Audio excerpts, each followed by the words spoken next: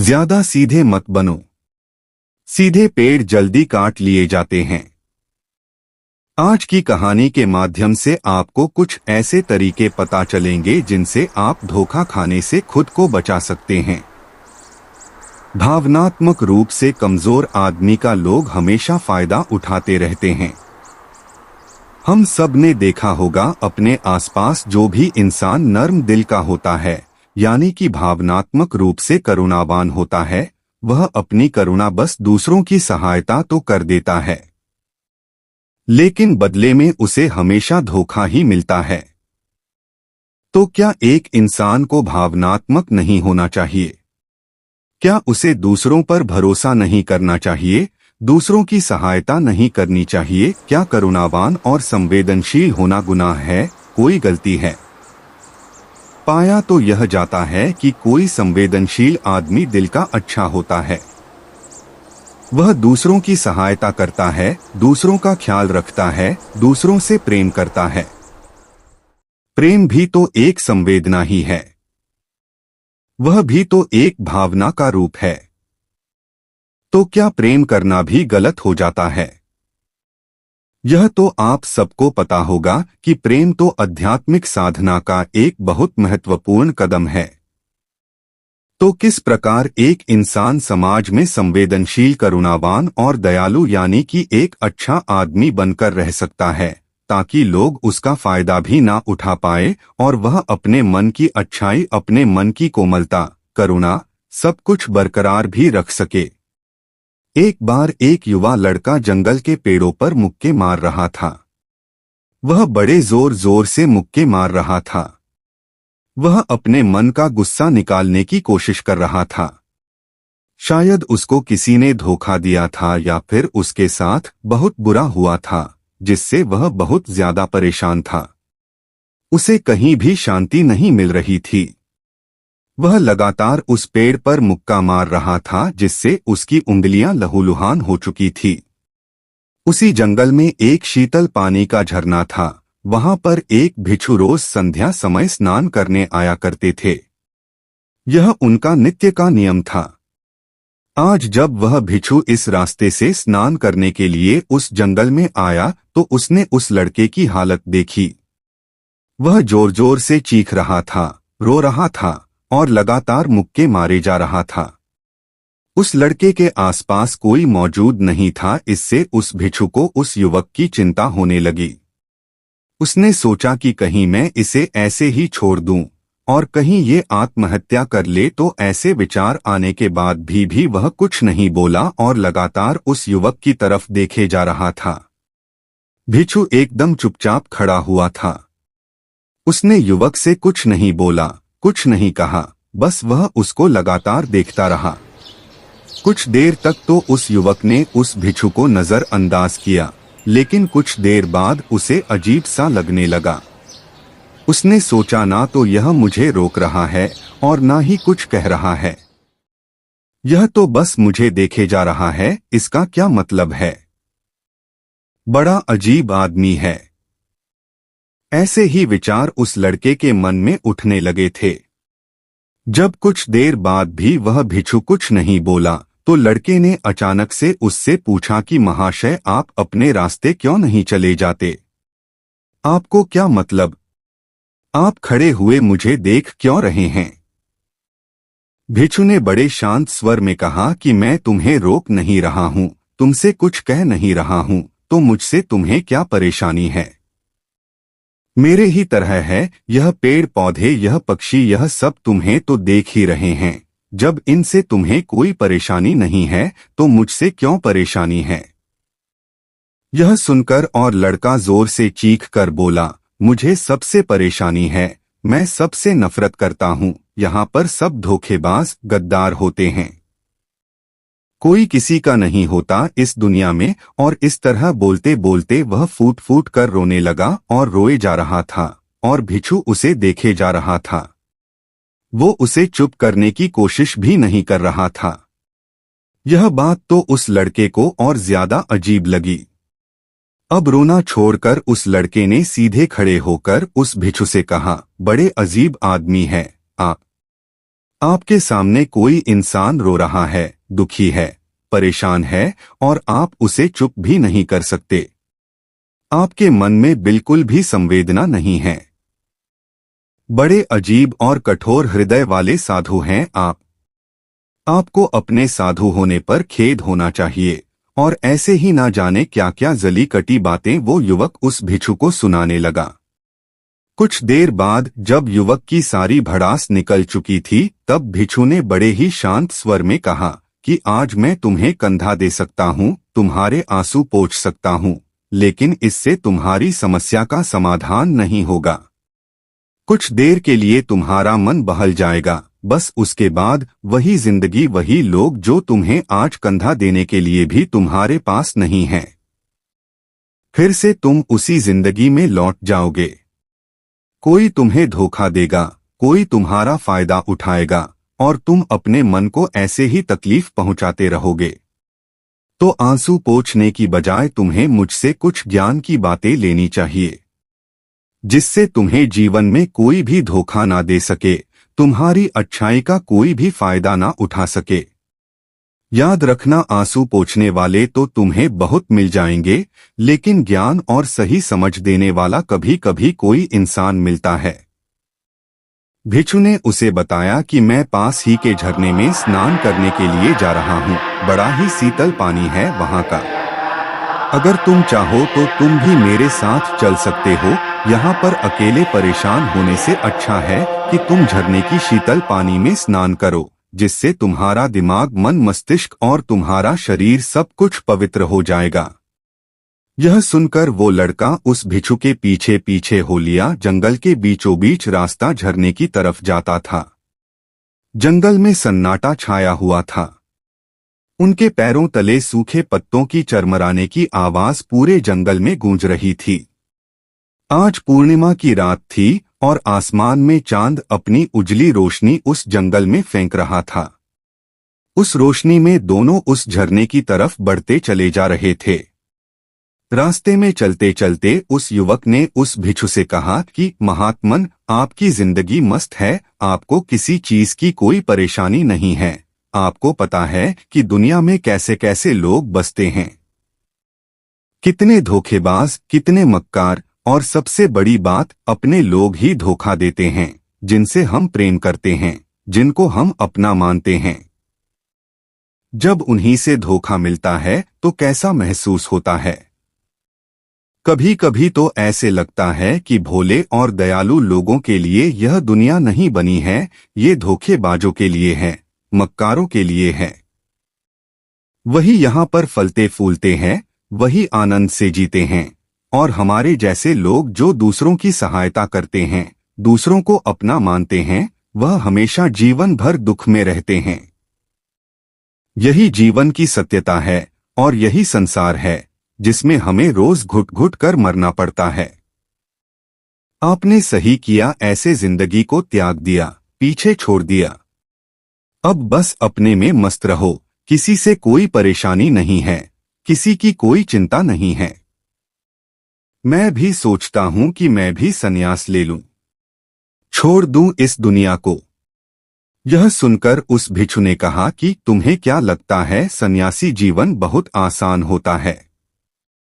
भिक्षु ने बड़े शांत स्वर में कहा कि तुम्हें तो 2 वक्त की रोटी तो शांति से मिल जाती है, हमें तो कभी कभी वह भी नसीब नहीं होती।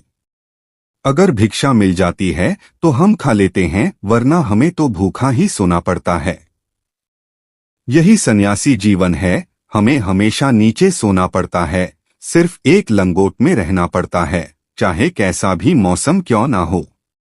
तो यह सब तुम्हें आसान लगता है तो तुम भी सन्यासी बन जाओ।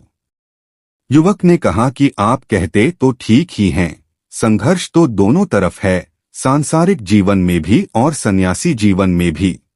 वैसे सांसारिक जीवन भी अच्छा है, लेकिन तब तक जब तक घर परिवार में सुख शांति बनी रहे। हमारे लोग हमारा फायदा ना उठाएं, हमसे झूठ ना बोले, हमें धोखा ना दे, तब तो जीवन जीने का आनंद होता है, वरना तो जीवन नर्क हो जाता है। भिक्षु ने कहा, देखो, संन्यास अपने मन से लिया जाता है। जब हमारा मन कहता है कि हमें संन्यास के मार्ग पर सफलता हासिल करनी है, आगे बढ़ना है, तो ही सन्यासी जीवन सफल हो पाता है। लेकिन तुम अपने घर से परेशान होकर, दूसरे लोगों से परेशान होकर सन्यासी बनना चाहते हो, तो तुम्हारा सन्यासी जीवन भी कभी सफल नहीं होगा। इससे अच्छा तो तुम सांसारिक जीवन में अगर कुछ तरीके, कुछ नियम अपनाओ, तो दूसरे लोग तुम्हें धोखा नहीं दे पाएंगे। सबसे पहले तो यह समझो कि धोखा उन्हें ही मिलता है जो भावनात्मक रूप से कमजोर होते हैं, जिनका दिल जल्दी पिघल जाता है, जो दूसरों को दुख में नहीं देख पाते। ऐसे लोगों के साथ धोखे होने की संभावना ज्यादा होती है, क्योंकि कोई भी आदमी अपनी परेशानी बताकर, अपने को दुख में बताकर तुम्हारा फायदा उठा सकता है। क्या पता वह झूठ बोल रहा हो, वह दुखी होने का अभिनय कर रहा हो, लेकिन आपको तो सच ही लगेगा, और उसके बाद कुछ समय बाद आपको पता चलता है कि आपके साथ धोखा हो गया। उसके बाद आपका मन अंदर से टूट जाता है। इसीलिए सबसे पहले बात ध्यान रखना कि किसी भी व्यक्ति को यह एहसास मत होने दो कि तुम भावनात्मक रूप से कमजोर हो, अंदर से तुम्हारा दिल नर्म है। अगर उन्हें यह कमजोरी आपकी पता चल गई, तो वह कोई ना कोई जाल रचकर आपका फायदा उठाने की जरूर कोशिश करेंगे। चाहे आप अंदर से संवेदनशील हो, दूसरों की मदद करने वाले हो, लेकिन किसी को एहसास मत होने दो। ऊपर से कठोर बने रहो। जब लोगों को लगेगा कि इससे कुछ बोलने का फायदा ही नहीं है, यह आदमी कठोर है, नहीं पिघलेगा, तो खुद ब खुद वो लोग जो झूठे हैं, जो मक्कार हैं, वो आपके पास आएंगे ही नहीं। वो उन्हें चुनेंगे जो उनके आसान शिकार होंगे। दूसरी बात समझने की यह होती है कि हम बहुत जल्दी दूसरों पर विश्वास कर लेते हैं, और हमारी जल्दी विश्वास करने की आदत ही हमें हानि पहुंचाती है। 2 दिन तुम्हें किसी से मिले हुए नहीं होते हैं, और तुम एक दूसरे के हो जाते हो, एक दूसरे पर पूरा भरोसा करने लग जाते हो, और यह भरोसा तीसरे दिन टूट भी जाता है, और फिर तुम्हें धोखा मिलता है, और फिर तुम परेशान होते हो। इसीलिए समय दो किसी भी चीज को, किसी भी रिश्ते को आगे बढ़ाने के लिए समय की जरूरत होती है। समय के साथ तुम्हें सामने वाले इंसान की अच्छाई और बुराई पता चलती है। तब तुम्हें पूर्ण रूप से पता चलता है कि इंसान वास्तव में कैसा है, अच्छा है या बुरा है। और वह कुछ समय देने के बाद ही होता है। इसीलिए जल्दी किसी पर विश्वास मत करो।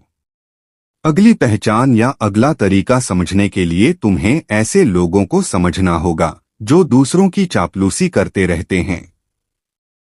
कुछ लोगों की आदत होती है चापलूसी करने की। आपके सामने आपकी बड़ाई करेंगे, आपके बारे में अच्छा अच्छा बोलेंगे, और आपको लगेगा कि यह इंसान कितने अच्छे हैं, मेरे से कितना प्यार करते हैं। लेकिन वास्तव में उनकी वह चापलूसी एक जाल होती है, ताकि वह आपका दिल जीत सके। और उनको चापलूसी करने का मौका तभी मिलता है जब आप दिखावा करते हैं। अगर आप उनकी चापलूसी से प्रभावित ही नहीं होंगे, तो कुछ समय बाद वो चापलूसी करना बंद कर देंगे। इसीलिए किसी के सामने दिखावा मत करो, वरना आप तो आकर्षण के केंद्र बन जाते हो। लोगों को लगता है कि शायद इसके पास बहुत ज्यादा धन संपदा है, इसीलिए इतना दिखावा कर रहा है। और इसी वजह से जो लोग आपका फायदा उठाना चाहेंगे, वो आपके करीब आने की कोशिश करेंगे, आपके चापलूसी करने की कोशिश करेंगे। अगला नियम बताते हुए भिक्षु ने झरने की तरफ इशारा किया। वो झरने के पास पहुंच चुके थे। युवक को भी एहसास हो चुका था, क्योंकि वहां पर ठंडी ठंडी हवा चल रही थी। ढलान की तरफ जाते हुए भिक्षु ने कहा कि सांसारिक जीवन में एक बात समझने की यह होती है कि हम जिसकी सहायता कर रहे हैं, चाहे किसी भी रूप में, धन से, शारीरिक रूप से, या जिस भी अवस्था में, हम किसी की सहायता कर रहे हैं तो हमें यह ख्याल रखना चाहिए कि सामने वाला वापस कभी भविष्य में हमारी सहायता करने योग्य है कि नहीं है। अगर किसी को पैसा उधार दे रहे हो तो यह समझो कि उसके पास आय का कोई साधन है कि नहीं है। कल भविष्य में वह तुम्हें वापस कर पाएगा कि नहीं कर पाएगा।